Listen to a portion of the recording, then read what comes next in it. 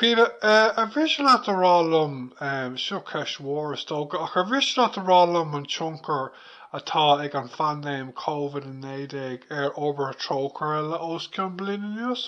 Se cinnte bhil Caoimhe bhfuil tionchar ollmhór ann agus fós ann agus beidh sé ann le blianta deirhin ar an obair atá dhéanamh a gine suas le fiche des na tíre is buchte ar fud an dain. Bhí tionchar agus tá tionchar ag an pandéim ar gachail le pobl agus ar gachail le chlór a bhfuil mar de reachtáil thar lear. In san fiche bliain go dtí an bliain seo caite, hit an méid daoine an líon daoine a bhí na cónaí i Bochtanas ar fud an dain faoi 1 billiún duine, sios go dtí 630 milliún more or less deirhin. Agus bhí sé sin dochreite go leid ófar an líon sin daoine agus a thógáil amach as Bochtanas, bhí sé sin dochreite ach deirhin an banc damda inis go bhfuil de bhór COVID tá inis breis is 150 milliún duine atá tréis titimisteach i Bochtanas. Agus tá sé sin ú fásach mar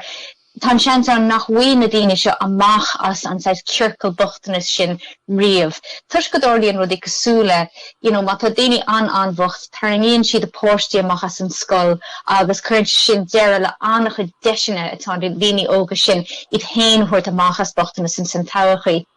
Go dtí seo nílach líon anna bheag de daoine i dtíortha atá ar incum íseal tréis vaccín ó oil. Agus a go is na tíre ina bhfuil muidne ag obair tá an rát vaccín cho íseal le hen nó go fan géad, mar hampel i Honduras, America lórnach, Chicxulas an Zimbabwe in Africa, deisceart na Africa, tá an ráta cho íseal le 5 fan géad. Agus i gach ceannas na tíre seo, tá daoine ibrhéin ag fáil bhais don vírus, níl glór slóthar vaccíní ann, níl na vaccíní tachtasteachans na tíre agus níl siad achbhuans na tíre, níl na cóir sláinte lóide golóir chun dailá le líon mór daoine atá brota, agus tá taithí agan an seo an éireann fiú ar sin, agus chomála sin tá feibanna leis an córas umrán sláinte, mar hampla níl golóir cumaseán chun daoine a chur an eolas faoi chunasí téanna chusans ón vírus, agus chomála sin nuair atá vaccíneán nó nuair a bheith an vaccíneán, níl dóhann chumasán chun an tábhacht a bhaineann leis an vaccín a ghlacha a chur amach an ólas sin a thuairt a riine in meallach go féidir le é a thuiscint, ionas go dógi siad an vaccín ag an céad deis a bhaon siad. So is feadh óhar é, mar muna aon daoine vaccín agus deirtear nach bhuaigh daoine i dtíortha ísle an vaccín fiú an bliain se chuggin dearan an IMF go beidir go méid 2024 an bliain in a bhfuil daoine a dtíortha ísle ag fáil an vaccín den chéad uair, agus de is go léir go méid variants nua ag Raidió de réir go bhfuil daoine fós fága gan an vaccín. So tá sé tábhachtach dún hain fiú go mbeadh ní smó vaccín ar fáil go daoine a dtíortha ar incum ísle. Agus tá effect ú fásach leis COVID ar ospidéal agus onad leis i dtíortha mé forbartha mar níl na hacfaní acu scéil donna é sin. Ok, tá tú tríos leán os a thuir sin mo cuimh an féidir níos nó sonnaí a thuirt dom faoi cúra an People's Vaccine Alliance Ireland a bunaíocht le déanaí? Se cinnte, so tá an Alliance seo an grúpa seo déanta suas de agraíochtaí carthaneachta cosúla Trócaire agus Oxfam de daoine ibretheoirí sláinte agus ceard chumann an seo an éireann agus agraíochtaí eile agraíochtaí na rialtasacha eile.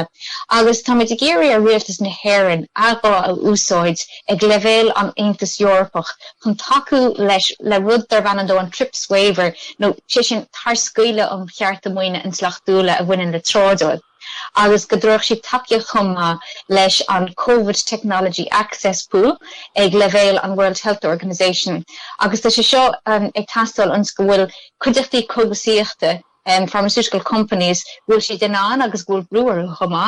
dóire bólas a roinnt chun tóga vaccine COVID-19 a bhéadú, mar ceannas na feibanna ógóra tá agan nachhfuil dóchan vaccine ar fáil ar fud an down. So ag leibhéal an World Trade Organization an agraíocht mór agus tábhachtach sin is meicníocht é an tarscaoile TRIPS a ceadócht de ceart muoine inslachtúla de vaccíní COVID a chur fionrí go sealadach so sé sin susta hógáil fa tamil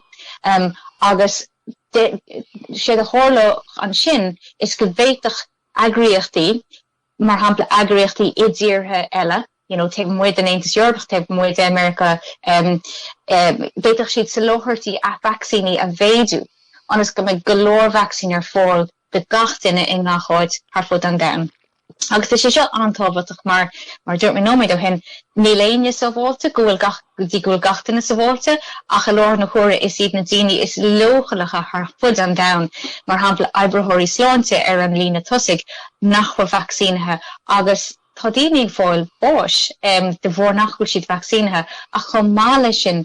tuisc gohfuil an tobarst óhhar seo ag dul a raig agus a raig agus raig. Tá sé chur isteach go mór ar choras ach na mór na tíre seo. Tá tíre dul isteachas amach as na sais díana lásáil go bhfuil taithí agan airne an seo an éireann ach tá si de marnta fe tamil an fada agus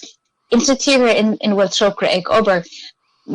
an ferbhór in na daoine tá si de gobar ó lá go lé agus i gcithe ó lá go lé, so mar hampla muna hen tú amach ag gobar beidir go nnéanann tú tródáil beag in san chathair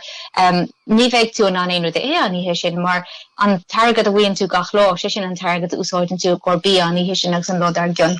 So is tábhacht óhhar lei seo. Ok, luí tú na haimene ag an ghaintas an sin. A cuimh an bhfuil tú